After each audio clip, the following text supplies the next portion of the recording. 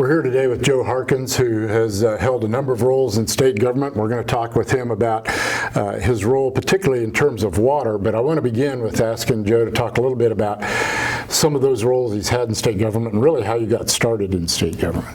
I started in state government as an administrative intern in the master's program in public administration that was offered here at KU.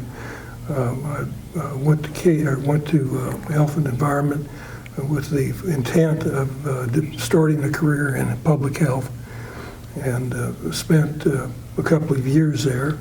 And then they went through a reorganization and created the Division of Environment and a Division of Administration, it changed from the State Board of Health to the Department of Health and Environment, and I became the division director for the administrative activities in the department. And this was for the entire department, right? That was for the entire And what year was that creation of Division Environment and those two agencies, basically? 1962. 62? Yes. Okay. And then I left in a fairly short period of time and went to Kansas City and started a career in health administration, specializing in starting new healthcare organizations. And I was the first administrator of a clinical cancer research center. I developed 2 multi-specialty group practices, a prepaid group practice, and was involved in the development of the new medical school for the University of Missouri on Hospital Hill. Then went back to KU in Kansas City at the medical school and began teaching health administration at KU. It was during that period of time that some things developed in Topeka at the Department of Health and Environment, new programs that they were trying to start, and they asked me to come back to the department and get those going. So I left KU and went back to the Department of Health and Environment in the early 70s. And then what were your further roles as time went on over there? Well, it was, my job was to basically run health-related programs with a special focus on reforming the nursing home industry in Kansas. It was a mess in those days and had been infiltrated by the mafia. And we had a real problem playing whack-a-mole with the nefarious interests of the mafia in the nursing home industry. And I spent a great deal of my time focused on that, and frankly paid no attention to the environmental issues. But I was surprised that after a couple of years of that there was an election, and the governor, who the secretary had been appointed by, was defeated unexpectedly, Bob Bennett. Bob Bennett. And the new governor then asked me if I would step up and be the secretary. So I went from being focused on healthcare issues, nursing home regulation, health planning, up to being the secretary of the department. And this was John Carlin? That was John Carlin. Okay. Yes. So you really come at this from the health side as opposed to the environment side? That is absolutely correct. I had virtually no involvement until I became secretary, and then became responsible for both health and environment. So how did that morph into a connection with water issues at that point? It basically didn't. My job, I stayed focused on healthcare issues because we were still battling some of the problems that we took on before I became secretary. And the environmental side had always been pretty much a freestanding unit with strong independent leadership. And I chose not to become very involved in or interfere with the environmental side when I first became secretary. Unfortunately, the director of the Division of Environment had been involved in some activities in the past that had displeased the new governor. And that resulted in his departure. And that's when I was promoted then to be secretary and had to start learning more about the environmental issues, basically from scratch. Yeah, from a distance, it's always looked like the background of the secretary then it greatly influences what they focus on in that job. They tend to either have medical background, health background, or an environmental background, and whichever background that is where they tend to focus, at least it sounds like initially, but then that changed. That was my case. But that was because the reason I was there was not because of my environmental skills, but because of the health issues. So what were the water issues that that pulled you in at that, or environmental issues, either one? There were none that pulled me in. While I was secretary for 4 years, focused on healthcare and public health, KU started a new graduate program in health administration. And they had come to me and asked me to return to KU at the end of my term and join the faculty at KU, which I agreed to do. I signed a contract and accepted an appointment with KU, and at the end of my term, as a 4-year term as secretary, I packed up and got prepared to move back to a job here on the Lawrence campus. It was at that time that the governor, and I've said this before to people, if you work for a governor and he or she calls you up and asks you if they can have an appointment and come and see you, don't say yes. I thought you were going to say, don't say no. The governor came to my office out at Forbes Field. And this is John Carlin still? Yes, it is. Okay.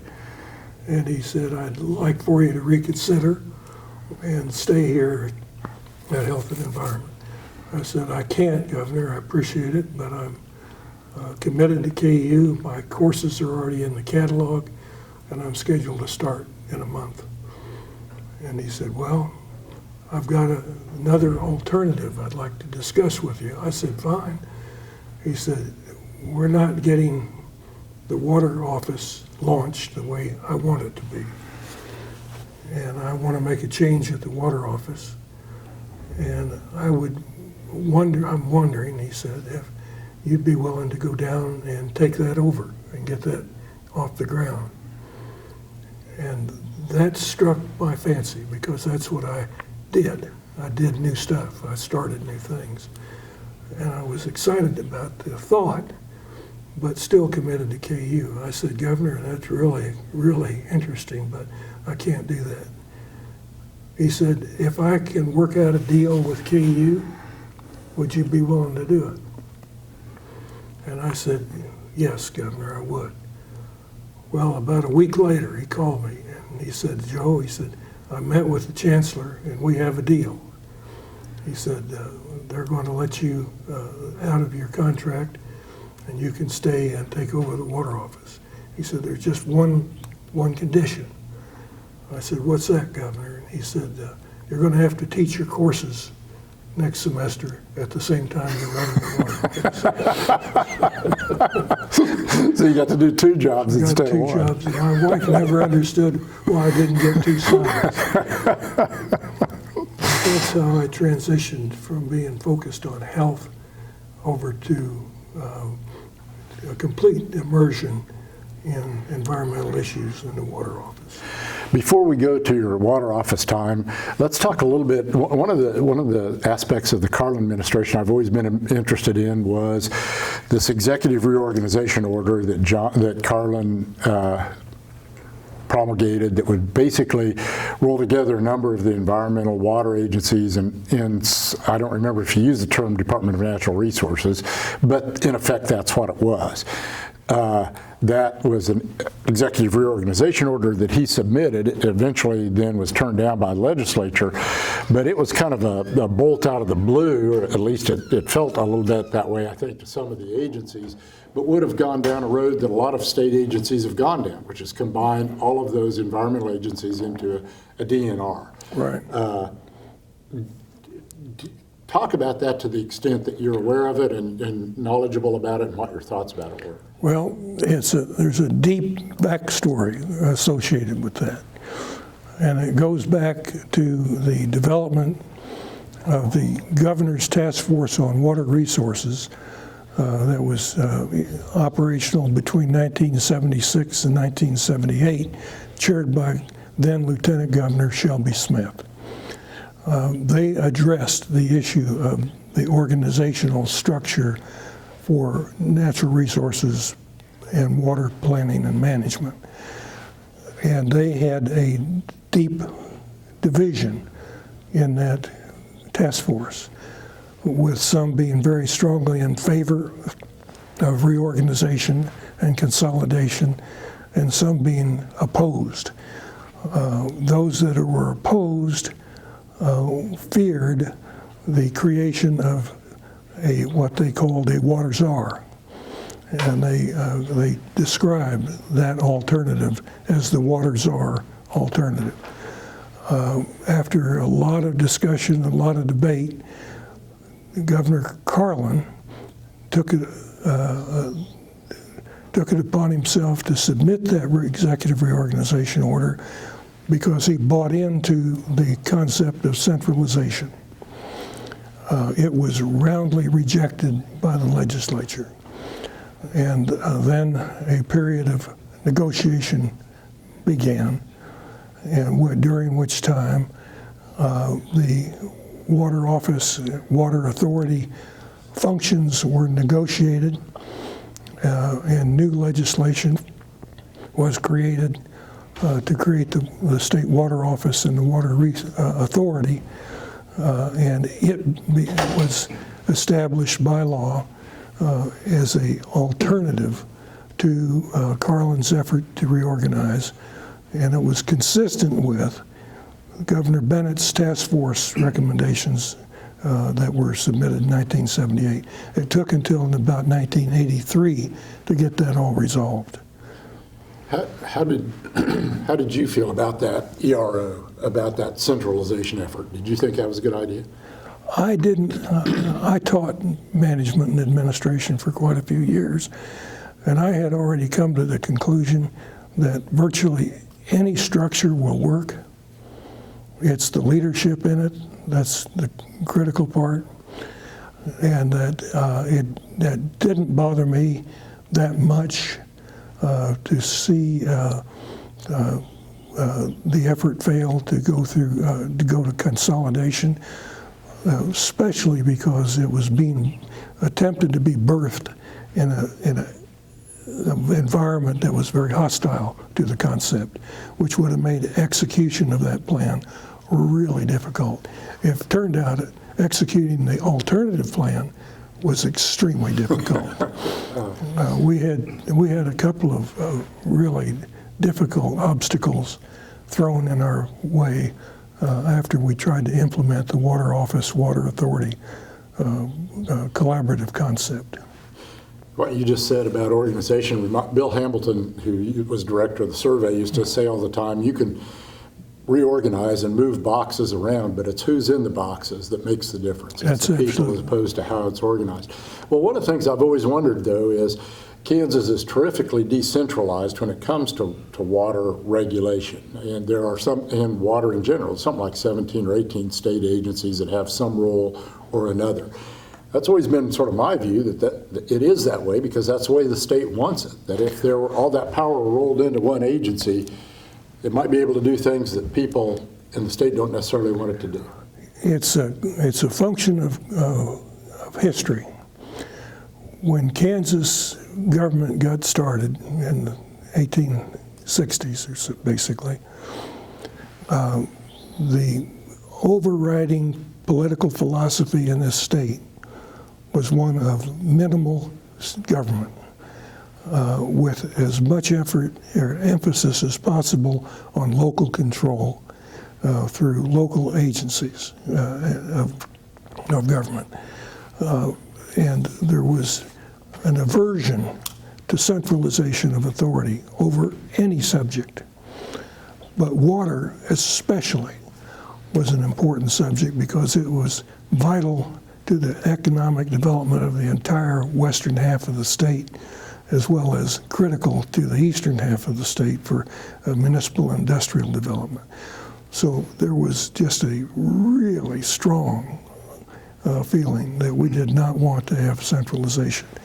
So what we had was pop-up government, I called it. Every time there was an issue and the legislature over the years decided it needed to be addressed legislatively, they would address it and place an administrative function with some appropriate looking agency that dealt with that issue. So we had pop-up issues come along and legislative authority being distributed throughout state government for years to create that galaxy of agencies that you just described. The effort to bring it together and have it function as a coordinated activity became essential and highly evident by the 70s that it was essential, but politically not possible to achieve. So there is the creation of the water office, and I want you to talk about some of the obstacles that you had to overcome, but also part of the role of the water office was to then act as sort of a coordinator for all those scattered agencies out there, right? Right. So what were the impediments to the creation of the biggest impediment? There were several big ones. The biggest impediment was culture.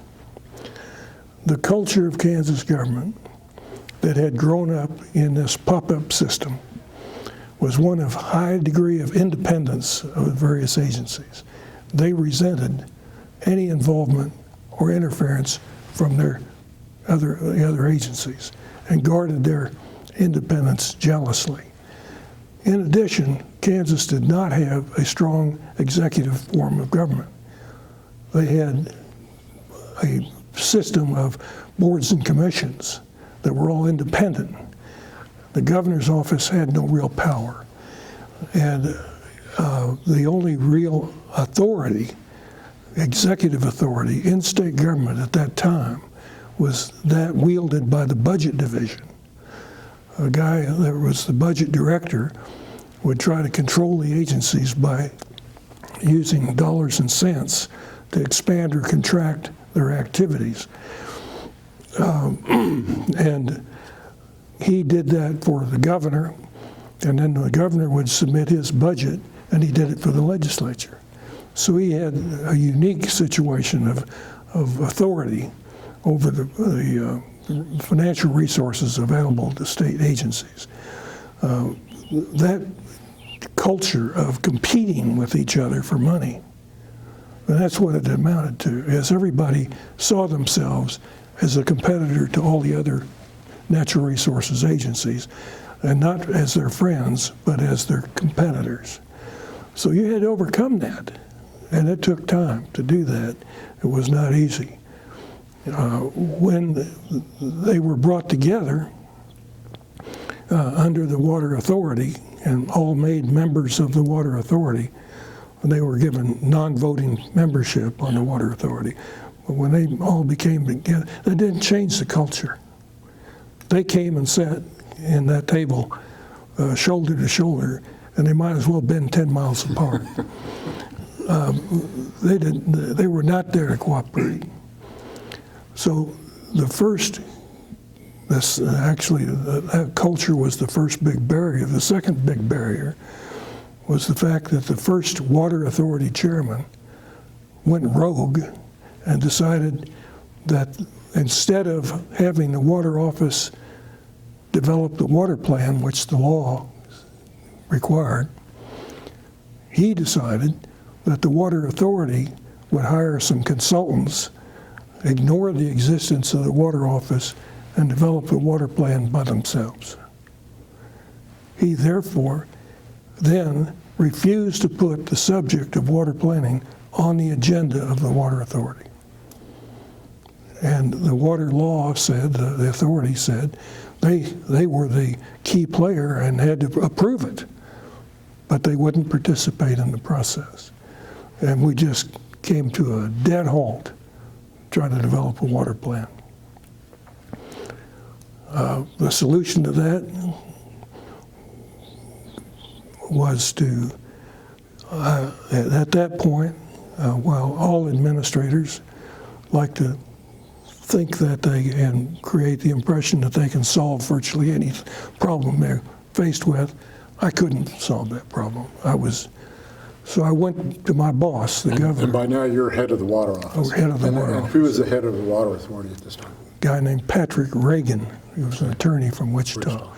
He's passed away now, but I'm sure even if he was alive, he wouldn't mind me invoking his name as an obstacle because he worked very hard and very visibly at his effort to obstruct our efforts to create a water plan at the water office. But I went to my boss.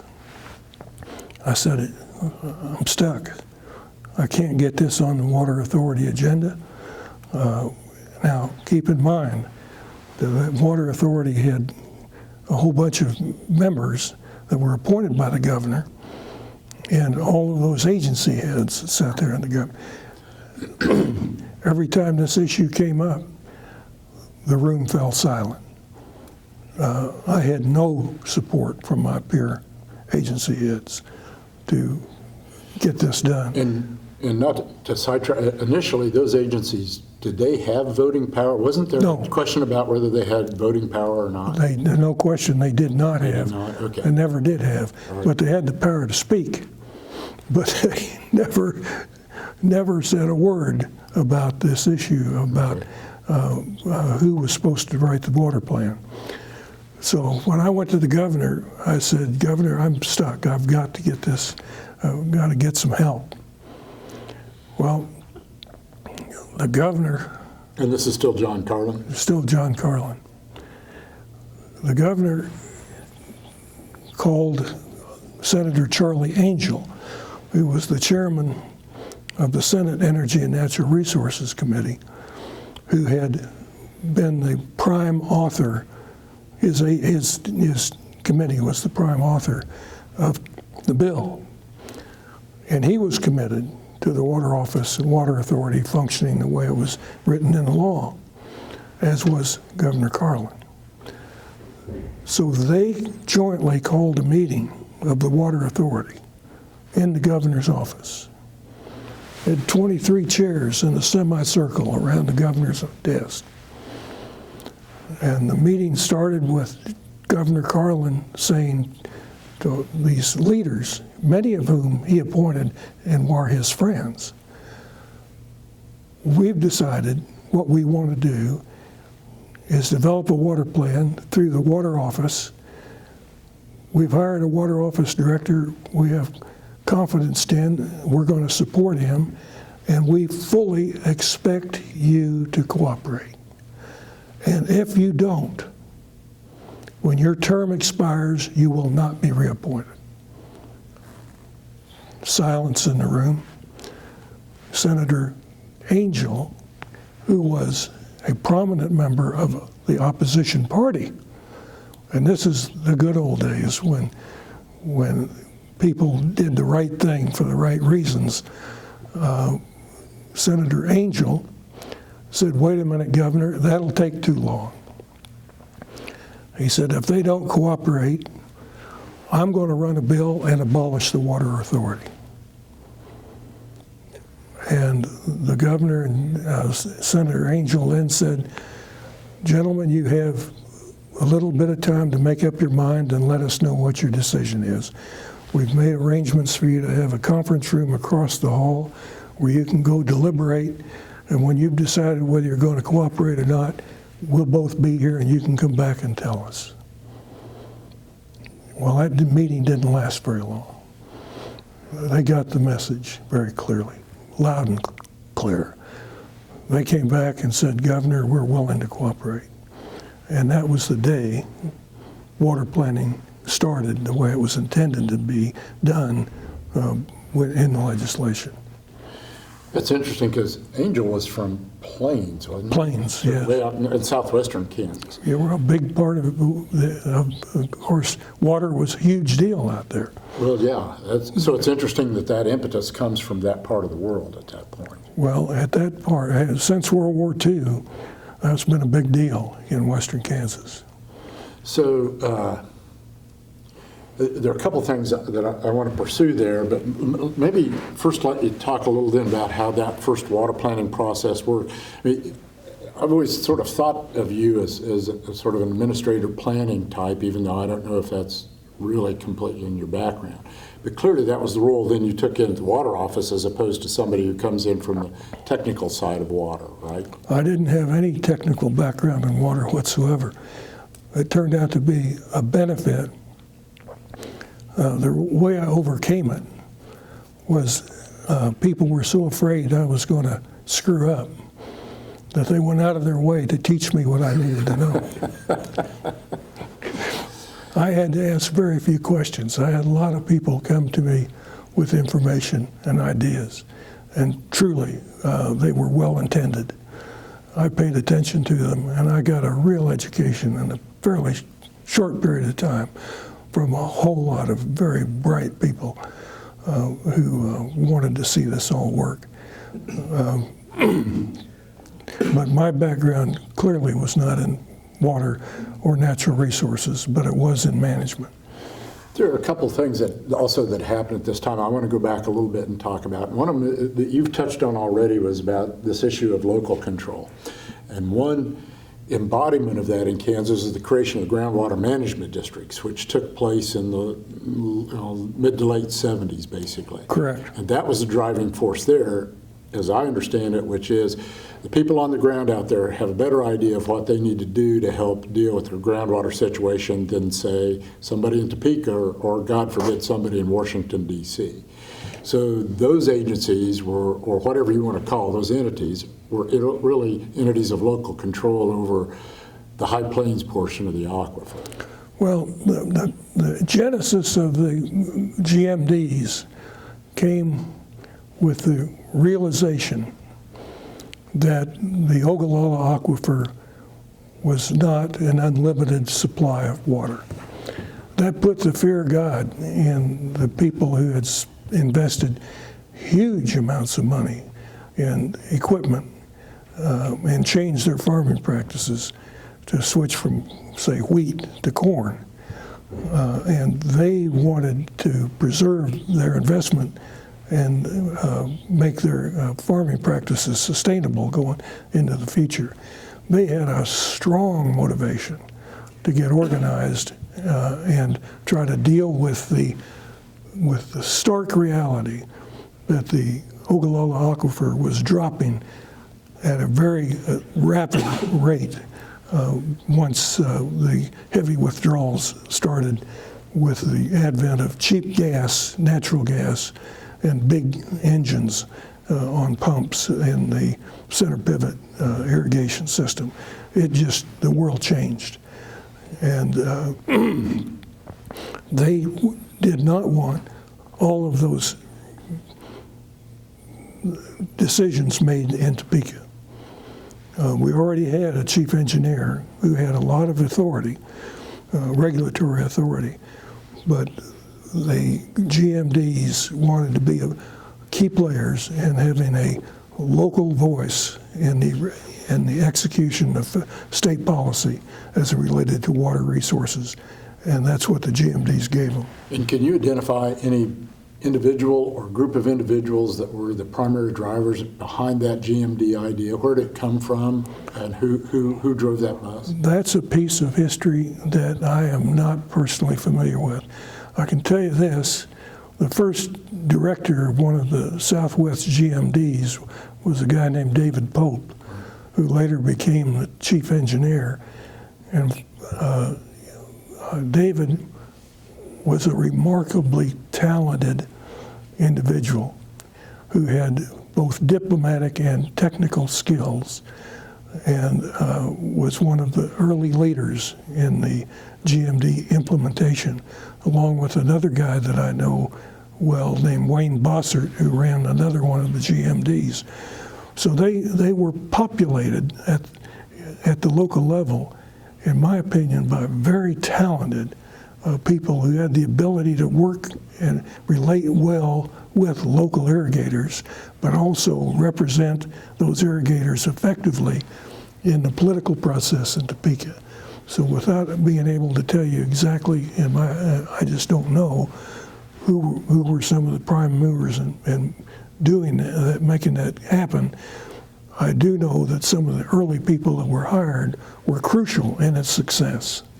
And I'm going to come back to these GMDs as we go a little bit further in time to get your sort of assessment on how successful that idea has been. And maybe this is a little bit of a side, but you mentioned before the sort of the weakness of the executive government in state government.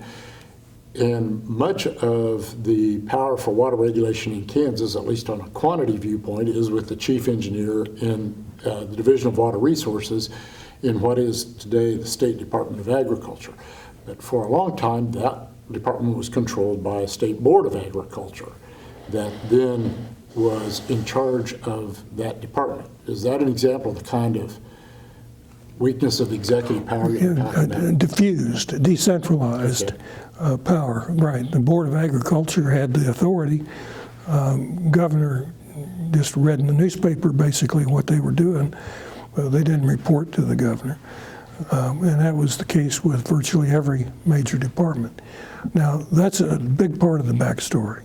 That you can't really understand water management in Kansas and how it evolved without looking at the big picture of the administrative structure of state government.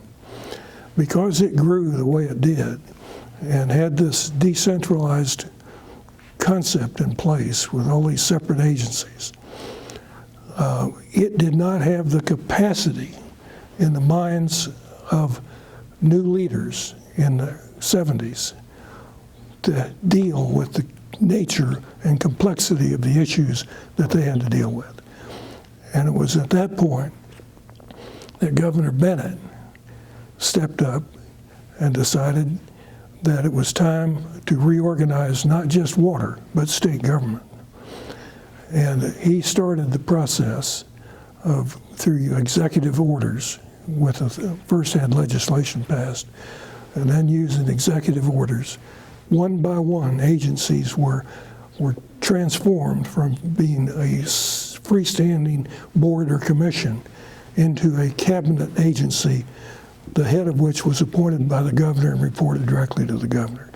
So we started this transition process of going from highly decentralized government to a highly centralized chief executive form of government.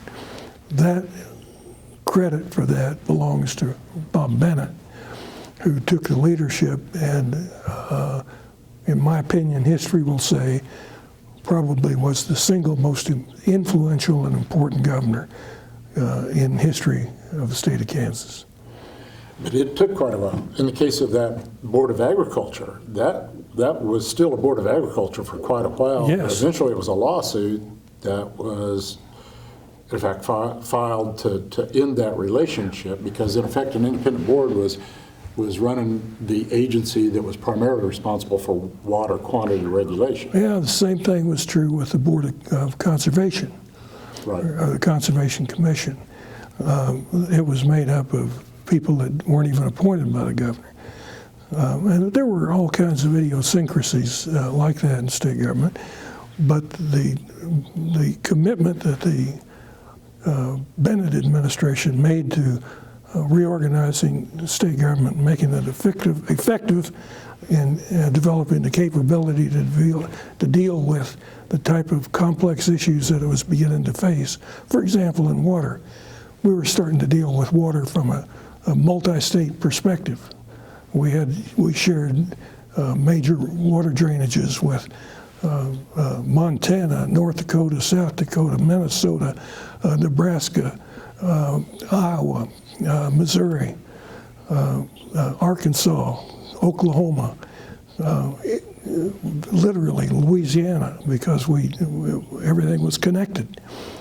We weren't equipped or prepared. We had no spokesperson that could represent the issue with this level of diplomacy.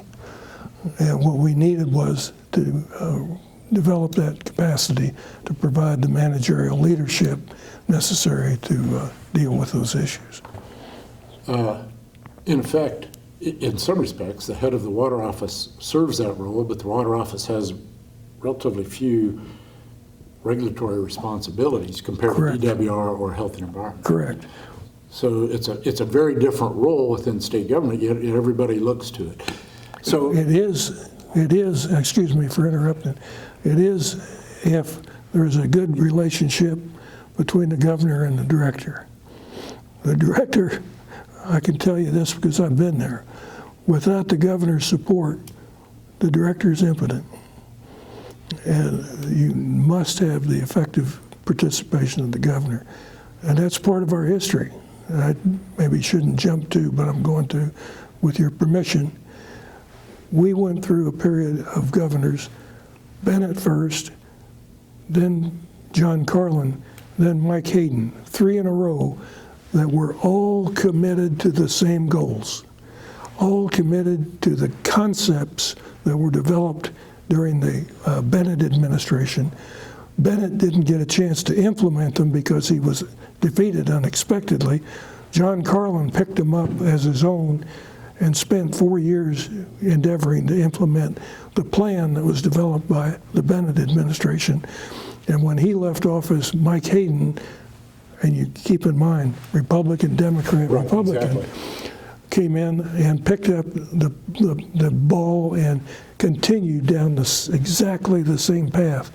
So we had the consistent commitment of top state leadership during 3 administrations to get this done. Then it changed. Then Joan Finney was elected governor, and this wasn't on her agenda. right, it becomes less of a priority. And then Bill Graves followed her, and it wasn't on, one of his priorities. So we went from 16 years of concentrated effort to the following 12 years with an almost laissez-faire approach to dealing with the issue. Let me ask you one last question, then we'll take a quick break. As you begin that water planning process as part of the water office, and this will lead into another thing I want to talk about specifically, did you have a model out there? Was there some other state you looked at and said, boy, this is how you do water planning, this is what a water plan looks like, this is what we want to emulate? How did you go about that? That was a good question, and you want to have an answer to that before we take a break. I hope you're not thirsty. Well, let's start anyway. The truth of the matter is, when we looked around the country, we found no state in the country that had an effective water planning process or plan. They were all struggling with what this meant and how to do it. And while there was a lot of good thinking going on, and there was some literature, fortunately, some literature on the subject by the mid-'70s that would kept us up to speed on what different states were attempting to do. We quickly discovered that we were on our own, that the legislature and the governor wanted a water plan, they couldn't describe one. They wanted a water planning process, but they couldn't describe what it was. And we had to go to the drawing boards and first come up with the concepts and second sell them. First to the Water Authority, which was critical, then to the other state agencies, and bring them on board in participating with a planning process that they had some confidence in.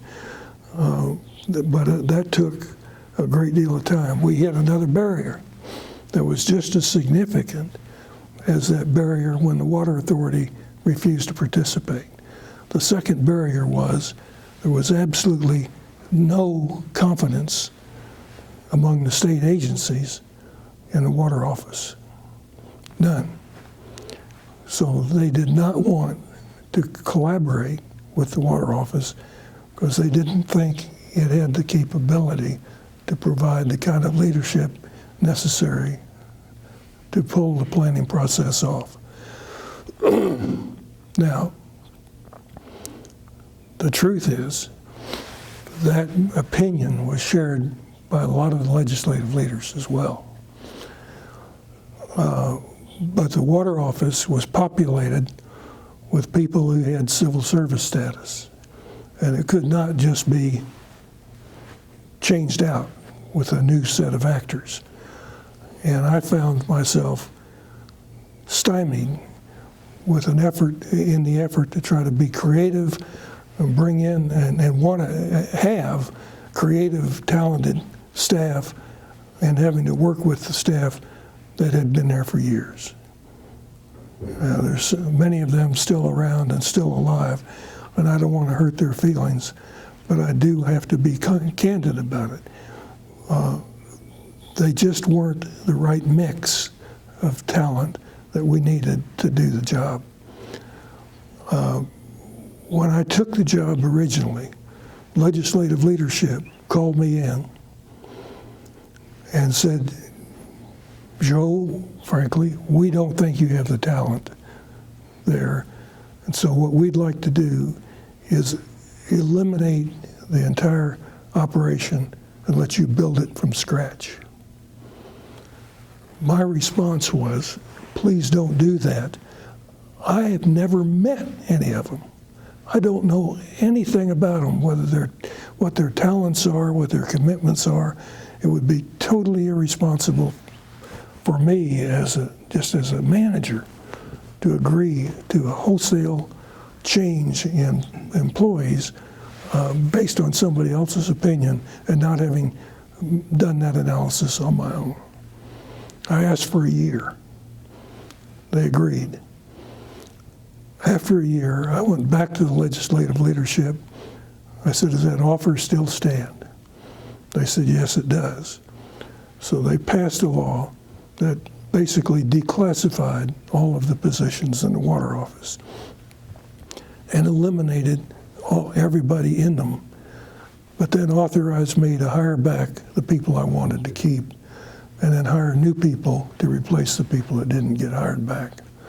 That was a brutal, difficult period in the history of this process. And so was it those staff members then, or the staff members working with the agencies then that developed that planning process? The planning process was completely illuminated in the 1978 task force report on water resources. Nobody had paid attention to it. But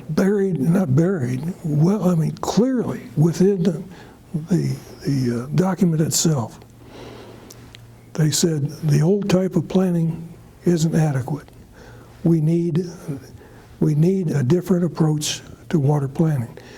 It needs to be dealing with policy, and it needs to be done on a continuous, evolving basis. Whoa, discovery. Nobody did that anywhere in the country. They were trying to make water policy laws. And once they passed the law, said, we got a water plan. And people said, that's not a water plan. That's nothing but a piece of legislation. Water planning is a dynamic, iterative process that never stops and continues to deal with new issues and have new ways of looking at old issues. And we embraced that principle in developing the state water plan.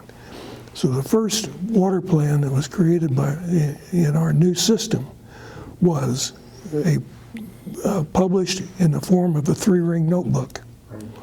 And the whole idea was that people could every year add new pieces to it and take old pieces out, and it was a living document. So we got that idea from the 1978 recommendations of the governor's task force. But the task force also said that you need this kind of, and incidentally, The literature called that adaptive planning. Okay. And that's good. I mean, that's appropriate terminology. We didn't use it, and it wasn't used in the governor's task force report, but in the literature, that's the way it was referred to.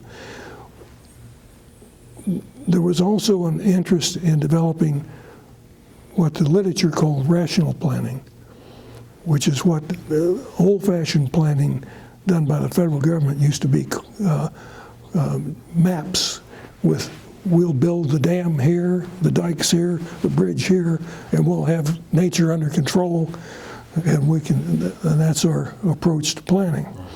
So we had that basically that federal mentality of Corps of Engineers type of planning to deal with. We didn't think that would work in the state water plan, but we did think that plans specific to basic river basins would be appropriate. And that's also embedded in the governor's task force report, that the basin planning should be part of the state water planning process. So the second phase of developing a state water plan started about 1985, after the publication of the first document, was the development of 12 basin advisory committees and the initiation of the process of developing basin-specific plans for the natural resources of basins. Let's take a break right now, because I want to come back and talk about this basin idea a little bit more. And Okay. so we'll explore that when we come back here in just a minute. Okay. Okay, Joe, let's go back to this issue of these basin committees, because I've always been really intrigued by this idea. It is, as far as I know, the first and maybe only organization of, in effect, a state agency by a natural boundary as opposed to a political boundary. There are county governments, township governments, all sorts of regional governments in the state, but they're all political boundaries. Yes. John Wesley Powell, who's kind of a hero to people like me, proposed planning for the western U.S. by basins Yes. back in the 1800s, Right. and didn't go anywhere. Right. And then here, suddenly, in state government, pops up this idea of, now it's basin advisory committees, and it's planning by basin. It's not regulation by basin, but it's an idea of looking at issue according to a natural boundary. Mm-hmm. Where did that come from? Well, first of all, John Wesley Powell had no success in promoting basin planning, Right. because he was talking to a bunch of members of Congress who were totally committed to the principles of manifest destiny. And they had envisioned in their minds building dams and irrigation canals and developing all of the arid and semi-arid parts of this country with irrigation. And he told them it was a crazy idea, it wasn't going to work. And they didn't want anything to do with him, and they never did pay any attention to him after that. He was absolutely right, and time has proven that. But the idea of basin planning in Kansas, as I mentioned a few minutes ago, can be found in the governor's 1978 task force on water to start with. There is reference to the need for hydrologic basin planning. By 1970s and 80s, it had become much more evident of the necessity of doing systems planning on a systems approach as opposed to categorical subject matter planning. You had to look at the total system and look at how one change would affect something else in the system. So the degree of sophistication, well, it seems so obvious and logical, you'd wonder why anybody didn't think of it 30,000 years ago. They probably did. But it wasn't prevalent in water planning in Kansas until actually in the 70s and 80s, people began to recognize the need for looking at total systems approach. And it became fairly easy to sell, in part because by then some of our major basins had significant development in them, like the Kansas River Basin. We had dams built by the Corps of Engineers. We had several major dams, and we had begun to recognize that they have pluses and minuses, and that they have problems with operations and maintenance and sustainability, and there were no rules on how they would be operated, and people began to realize that we've got to take a more holistic approach to planning in order to make sense out of all this. That was always my impression from the outside, was there didn't seem to be a huge amount of resistance to that idea. People seemed to embrace it, from what I could tell from a distance. By the same token, though, it never really manifested itself in other places in state government that I ever saw. Probably the last place it found its home in Kansas government, this is unfortunate, but was with the Department of Health and Environment. It was not until federal legislation on non-point source pollution passed and provided guidelines for expending money for non-point source pollution that the Department of Health and Environment reluctantly bought in to the whole concept of basin, drainage basin planning and management. Until that time, and because I've already pointed this out, I was in charge of that agency for a while. We were really fixed on a concept of point source pollution regulation. Sure. We did not think in systems terms in the early days at Health and Environment. So Health and Environment was one of the last to come around, and it really took the federal program to get them to buy in. Yeah, and that mirrors a lot what's going on the national basis, which everybody focuses on point source because it's real easy to look at a pipe spilling into a river. But then when you go to non-point, trying to figure out sources of, say, runoff from agricultural, from atrazine, say, that's a lot more difficult to both measure and to deal with. Right. Let me ask a more of a broad question, maybe go a little bit a different direction. So how many years were you water office director? When did that? I was in there for 4 years for the second Carlin term, 4 years. Okay. And then I was in there for 4 years with Mike Hayden. Okay. So, and then I left when Joan Finney was elected. Right. So from that perspective, from having had all this experience, and now we're sitting here in 2019, as you look back at, and you've described this as an arc, you were there during a lot of the upward arc. Have the results been what you thought they would be? More or less. There was a piece that was missing. And I'm like a lot of people, most people, if not everybody, depend on luck more than anything else to get things done. I was fortunate enough to get hired again by another governor 12 years after I left. And I was given the opportunity to go back to the water office for a period of time and do one more thing that I had left undone that I wanted to accomplish. And that was the creation of the not just planning, but management function on a coordinated, integrated basis. We had not achieved that. We had achieved planning on a coordinated, cooperative basis. We had funding, which we haven't talked about, but that was another big issue which we got accomplished. But then we still had the coordinated management challenge. And we created what we called the subcommittee of the Cabinet for Natural Resources at that point in the Sebelius administration. And it was chaired by the then Secretary of Wildlife and Parks, Mike Hayden, former governor, who was involved in early parts of this. And Mike was a natural leader, and naturally accepted for his leadership ability and stature among other agency heads.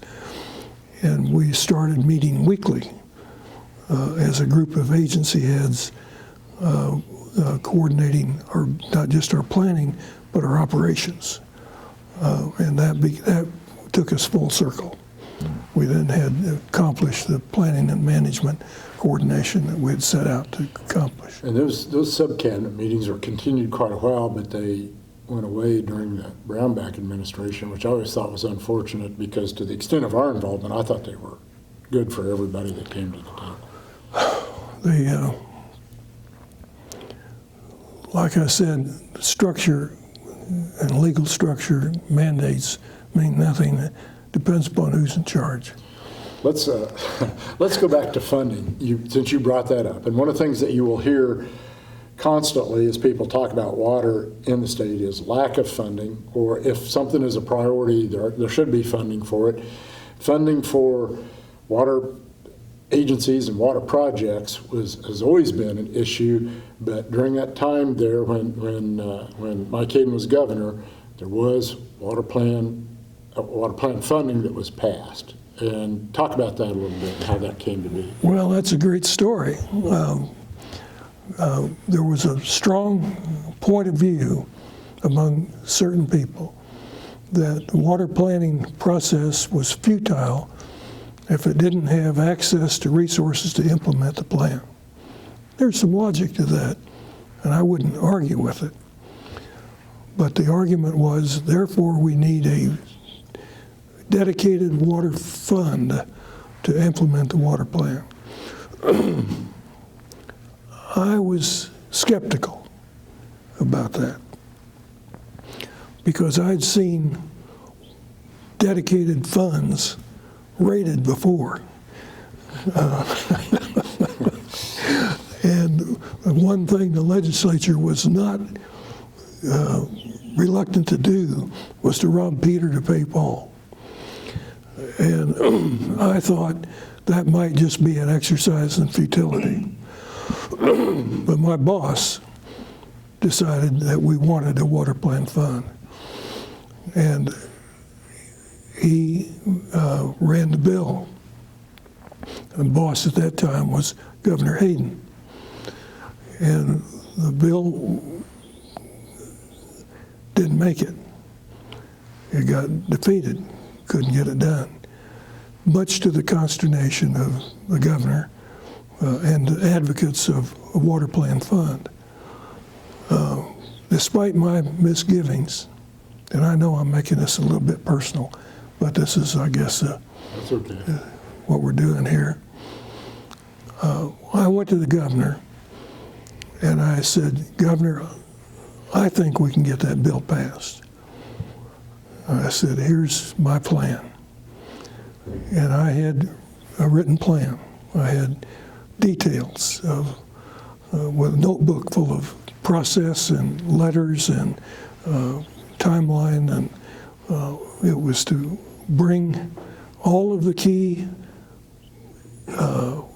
interest groups and legislators together outside the legislative process and negotiate a compromise plan.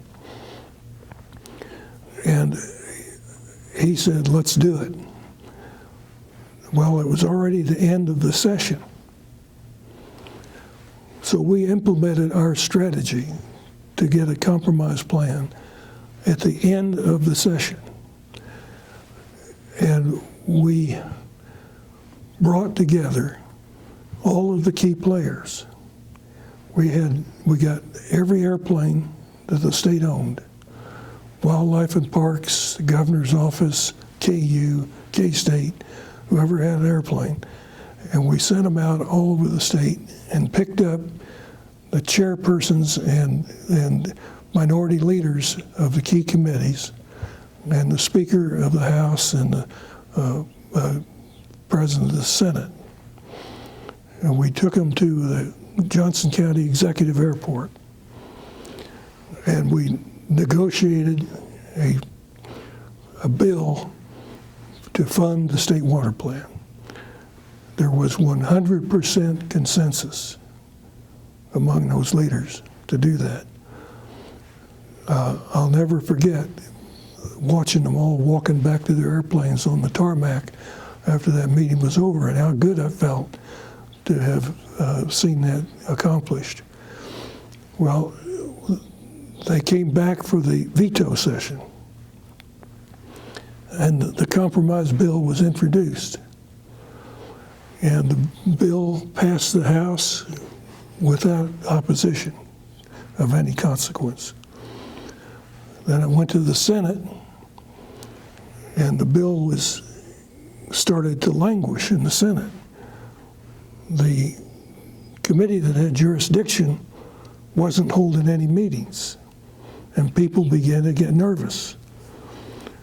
And so people started to contact the chairman of the committee and couldn't get a clear picture as to what his intentions were.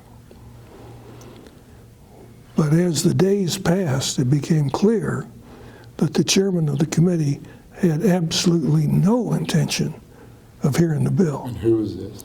His name was Ross Doyen. Okay. Powerful Sure. man, and he was in the midst of his last couple of days as a member of the state Senate.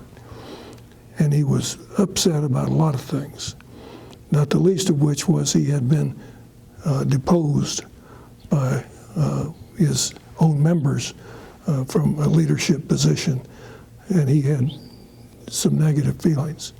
And I don't want this to be about Ross Doyen, but even though we were complete odds on this issue, I worked with Ross over the years. I liked him a lot. I enjoyed working with him, but he was tough as nails. If he had made up his mind about something, you just weren't going to just run over him. But it got to the point where there was just a short period of time left to get the water plan fund bill passed. Down the street in a private office was the former governor, John Carlin, calling all of his Democrat friends in the Senate, encouraging them to pass the bill. And up on the third floor was the Republican Governor Hayden calling his friends and the Republicans to pass the bill. And we had if you ever saw anything done that was bipartisan, that was it. They were working hand in glove together to get this done. They got it down to where they thought they might have the votes on the last day of the session, and but they weren't sure.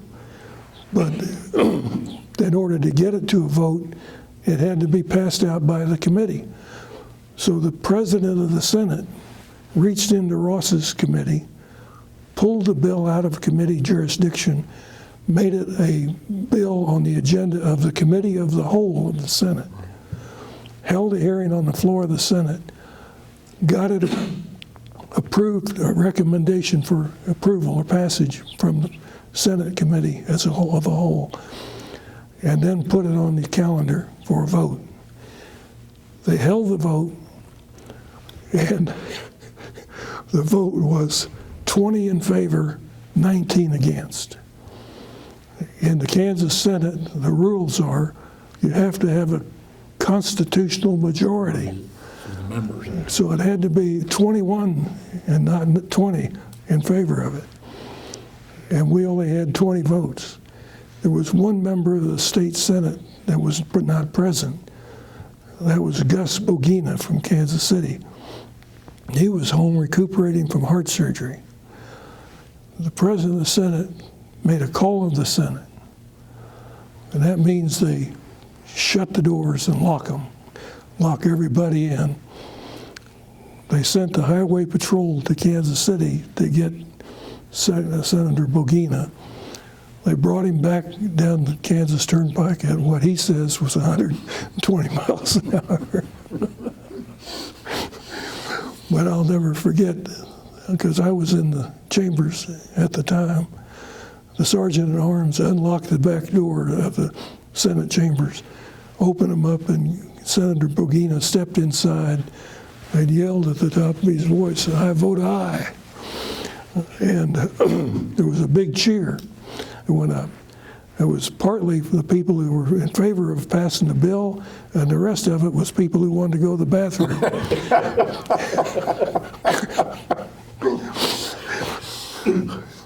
And we got that day, we got the funding plan for the water plant approved on the last hours of the legislature. An hour or so later, I was in the office down the hall enjoying our success with the governor's staff, and there was a knock at the door. And someone went to answer the door and came back and said, "Senator Doyen wants to see you, Joe."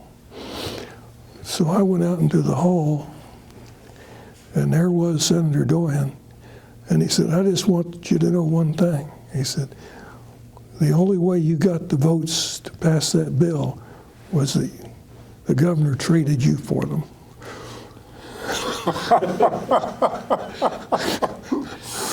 So I hope you're prepared to start looking for another job.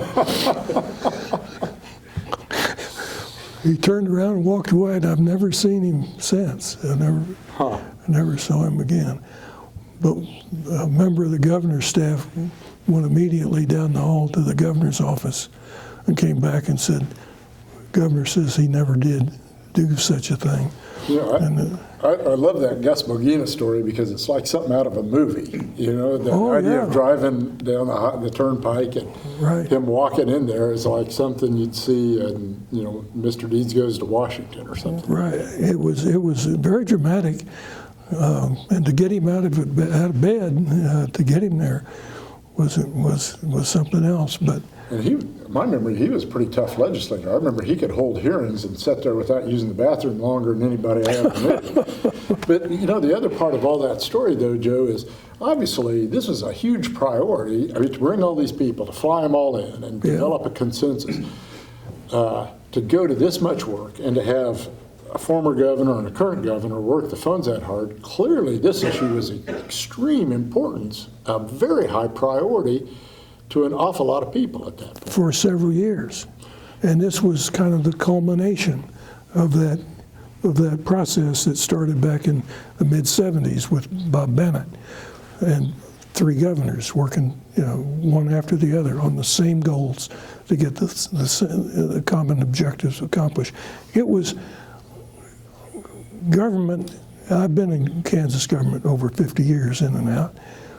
It never worked any better than it did in those days when it was bipartisan and you had people in those offices who were there for the right reasons. That's right. And some of the things that you talked about have come to pass in terms of that fund being rated for other purposes. Sure. And it's impossible to imagine that same sort of priority for water today. That's not even part of the conversation as far as I know. I'm glad you brought it up. People have asked me before, and you're not asking me this question, but I'm going to give you my opinion on it. What we did in the 70s and 80s could not be replicated today. The circumstances do not exist that made it possible, period. End of story. The type of bipartisanship and selfless leadership and commitment to the public good, it's just not visible in the process today like it was in those days. We need to get that back. Someday we will. It'll come back. Yeah, no question, not just water, but the state in general is poorer as a result.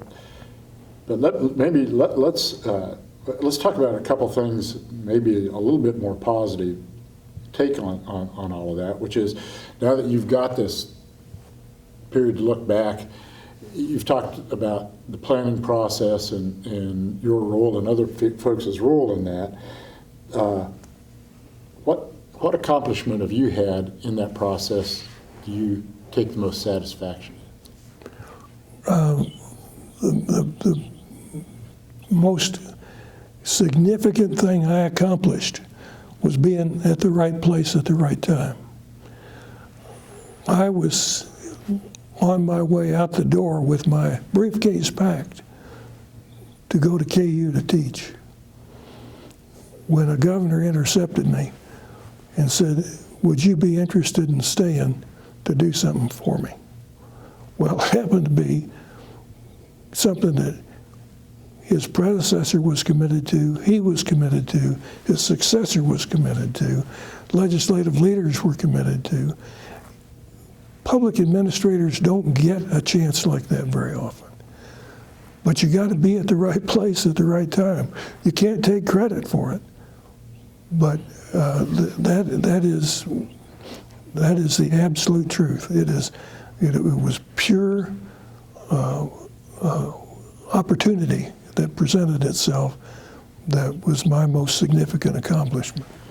Well, yeah, in some respects, you're just at the right place at the right time, but you also come in with a background that in some respects is very different from a lot of people that have dealt with water issues over the years. I mean, you're not an irrigator, and you're not an engineer like the chief engineer. You're, in effect, an administrator. You come in with a different set of backgrounds, but with a very sort of deliberate planning focus that is unusual, it seems like. Well, I applied basic management principles to the job, and that worked for me. My theory, as simple as it sounds, is that you cannot ever separate planning from management. What does that mean? That means that if you have a planning agency that just plans, you're wasting your time. That what you've got to have is planning has to be an integral function of the management process. The management process, I've always defined in simple terms, is to plan, organize, implement, operate, evaluate. And planning is right there on that continuum. And it's the evaluation loop back to continue the planning that makes planning important. So we didn't approach planning as planning to create a plan. We created a planning process to be part of the management process. And that's why continuous and integrated and used in the Basin Advisory Committee, or by the Basin Advisory Committees and the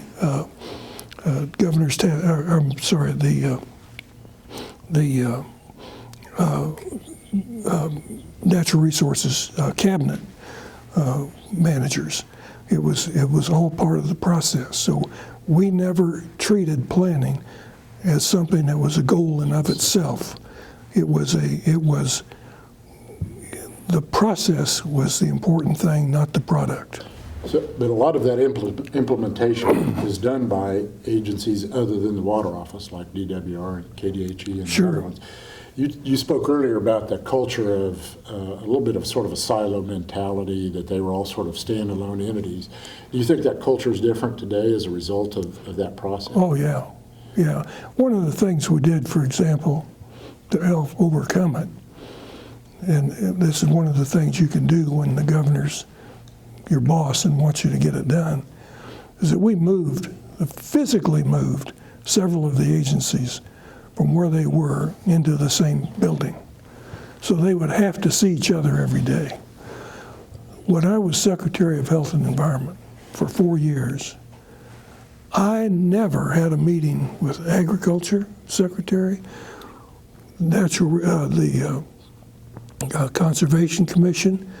I never had a meeting with, as a matter of fact, I never had a meeting with a water official in 4 years. Never talked to him. That's how isolated we were. Was Health and Environment out at Forbes at that time? Yes, we were.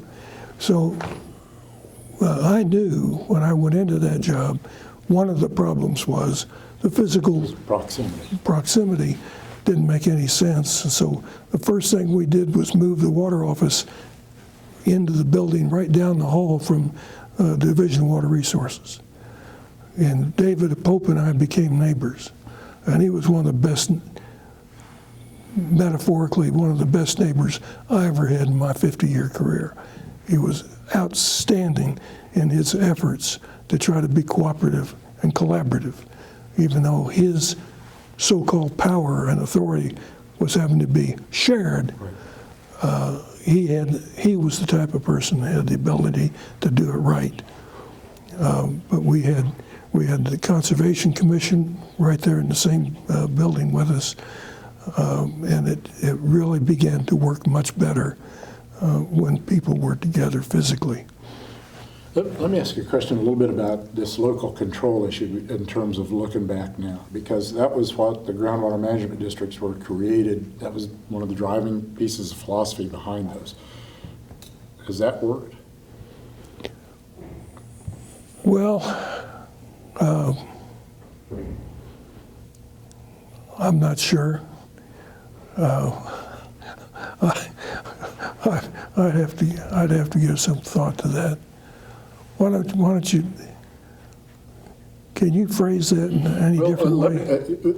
As I look at it from a distance, they have certainly enacted some programs that have been very successful. They basically water metering in a lot of cases out of local efforts. Yes, they're very good at monitoring waste or seeing what was going on the ground to be able to try to treat people fairly. And they could see things because they were right there that maybe not everybody could see.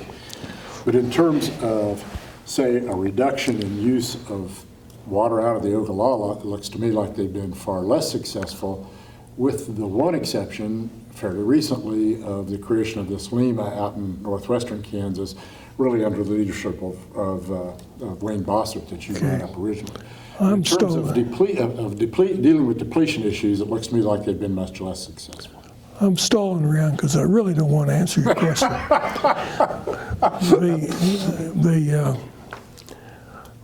It goes back to their origins, and the origin of the irrigation movement in western Kansas, and the mentality that existed at the time.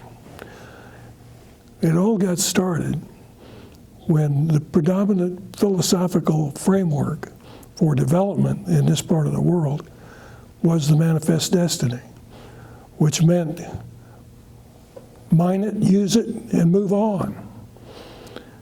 It didn't have anything to do with sustainability or environmental protection or anything else. It was the ability. I mean, it was a resource to be monetized. And so when we started developing water resources in western Kansas, it was a resource that was viewed by a large percentage of the population as a resource that needed to be monetized. And the issue was not environmental protection, it was not sustainability, it was just use it and make money. And just like a gold mine, when you were done, leave the tailings and move on to another site.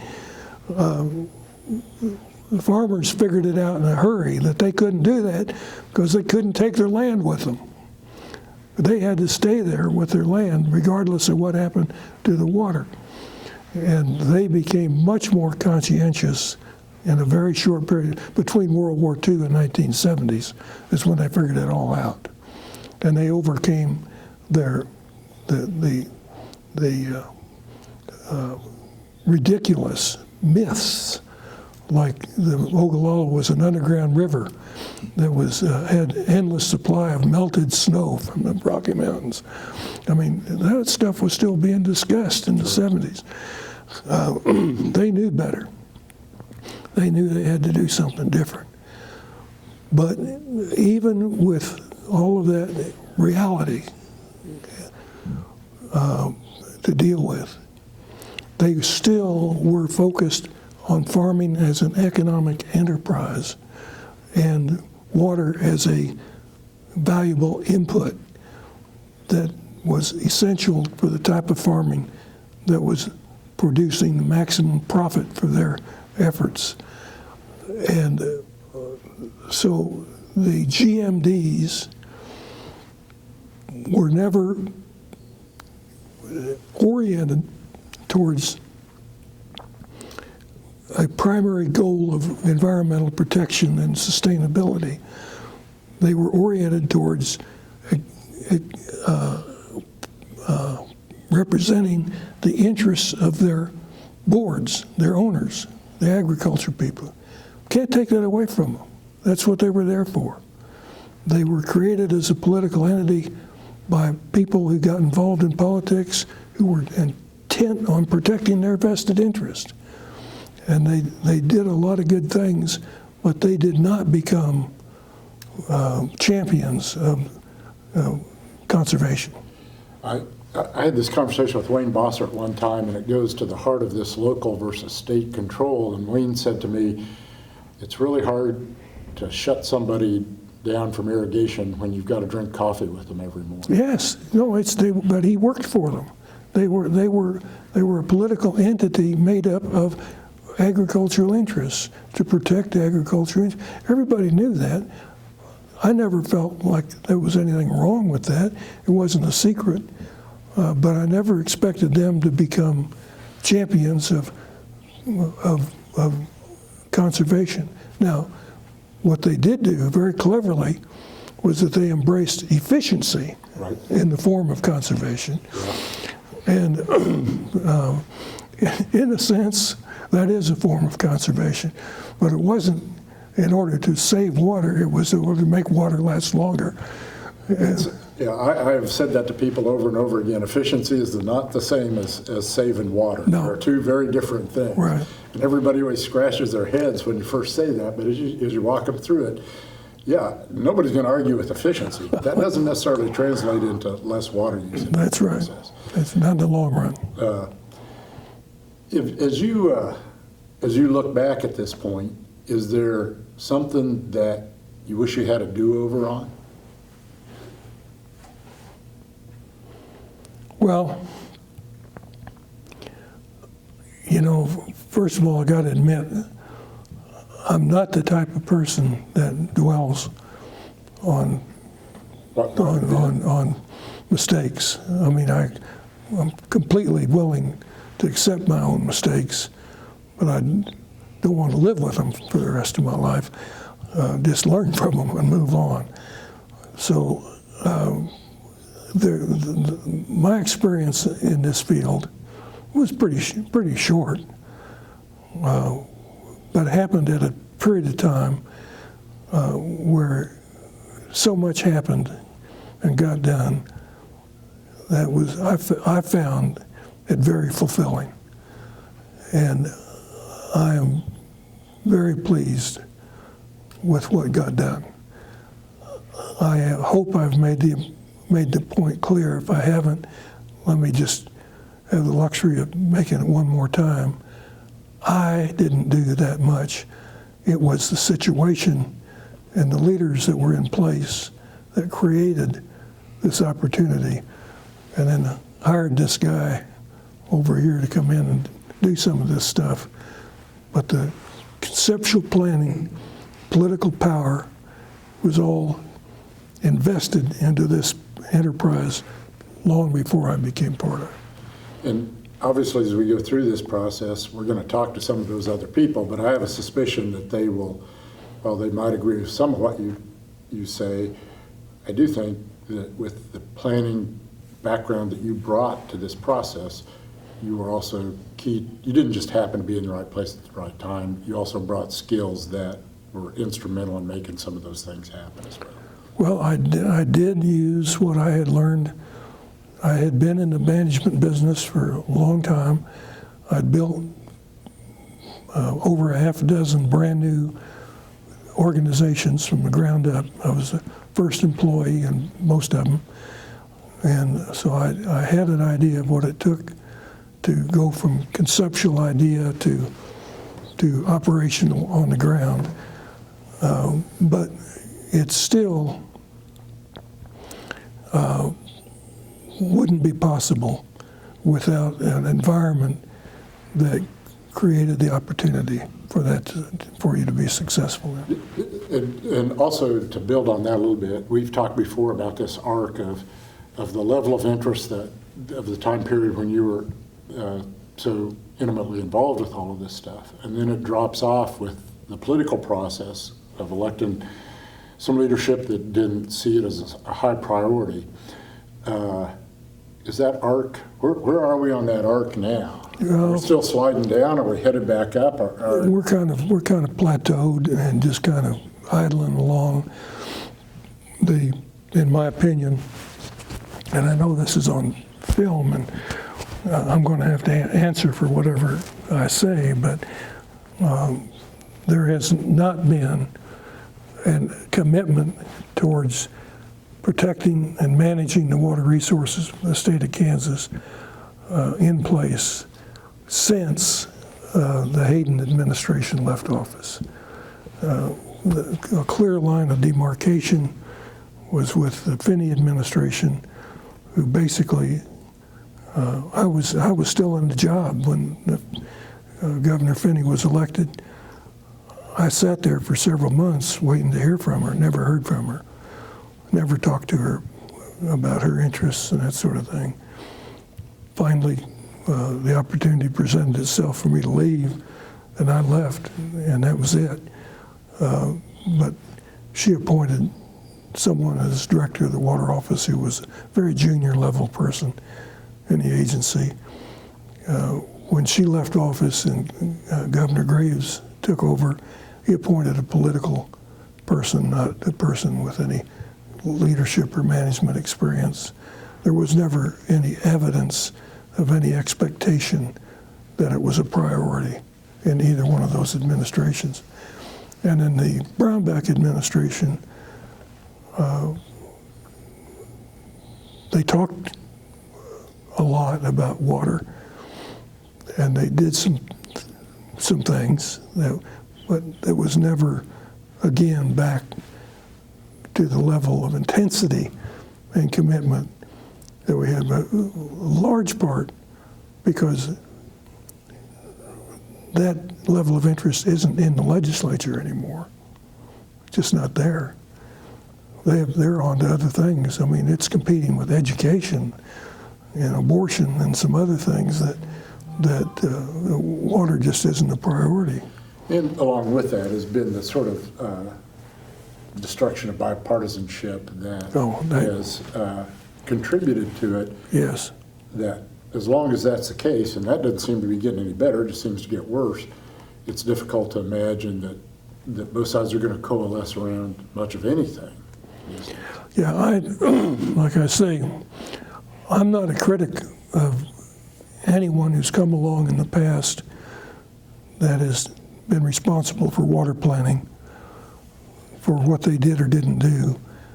I know that they couldn't have done what needed to be done without a political environment that would support them. Was conducive to them. And it just wasn't there. Yeah. Well, that may be a good place to stop. It feels like we've covered a lot of territory. There are a couple of things that I think I'd like to talk to you about at some point, but I think it'd be good to save those for another time, and maybe as we go through this process, come back and visit again if you're willing to do that. Sure. And have the benefit of talking to some other players and getting some other perspectives. So with that, I do appreciate your candor in this process, Joe, and your willingness to take on most of those questions. You know, when you get past 80, you don't worry about much. Okay. Well, thank you very much.